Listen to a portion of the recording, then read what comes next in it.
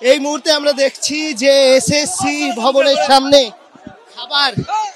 খাবার নিয়ে যাওয়া হচ্ছিল, কিন্তু সেই খাবার ছড়িয়ে দেওয়া হয়েছে। কোনো খাবার ঢুকতে দেওয়া হবে না, আমরা দেখতে পাচ্ছি যে এখানে খাবারের প্যাকেট রয়েছে, সমস্ত খাবার নিয়ে যাওয়া হচ্ছিল। আমরা দেখতে পাচ্ছি যে খাবার রয়েছে, সেই সমস্ত খাবার এখানে ফেলে দেওয়া হয়েছে এসএসসি ভবনের ভিতরে। কিন্তু খাবার ফেলতে গিয়ে একজন চাকরি প্রার্থী তিনি নিজেই আহত হয়েছেন। তিনি নিজে, তার গায়ে সমস্ত খাবার ছড়িয়ে লেগে গিয়েছে। খাবার কি ভেতরে নিয়ে যাচ্ছে? খাবার ভেতরে পুলিশ নিয়ে যাচ্ছিল, খাবার এখন আমরা ফেলে দিয়েছি। আমরা খাবার খেয়ে আছি, আমাদের পেটে ভাত কেটে মতো আছে। আর ওখানে কতটা নির্লজ্জ হলে কথাটা বলতে পারে যে টিফিন করবে আর আমরা না খেয়ে সকাল থেকে বসে আছি। না খেয়ে সারাদিন আমরা আছি, রাস্তায় পড়ে আছি।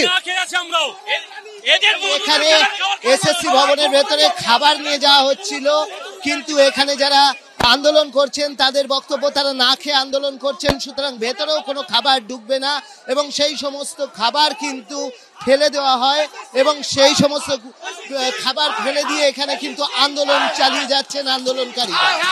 যতক্ষণ না আমাদের যোগ্য অযোগ্যের লিস্ট সার্টিফাইড করে দেবে এবং এরা যে ভাওতাবাজি করছে, এই ভাওতাবাজি বন্ধ করতে হবে।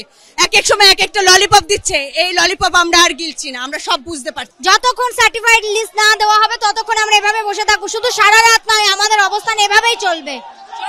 আজকের যে বৈঠক হলো সেই বৈঠক থেকে আমরা দেখলাম বলা হলো যে 1 থেকে 3 নম্বর যে কাউন্সিলিং হয়েছে তাকে বৈধতা দেওয়ার চেষ্টা করা হচ্ছে। পরবর্তী কাউন্সিলিং গুলিতে যারা ছিলেন তাদেরকে বলা হচ্ছে যে তারা অযোগ্য। আপনারা কি এর সাথে একমত নন? না, আমরা একদমই একমত নয়। আমরা তো এই 1 থেকে 3 নম্বর কাউন্সিলিং পর্যন্ত কেন তারা বলবে এটা বৈধ? আমরা আমাদের যোগ্য অযোগ্যের লিস্টটা এখনো পর্যন্ত পেলাম না। এখনো কি কারণে চেপে রাখা? আমরা কি আমাদের পেটের ভাতটা কেড়ে কার কি আনন্দ? আমাদের সন্তানের খাবার কেড়ে নিচ্ছে। আমরা কি দোষ করেছি?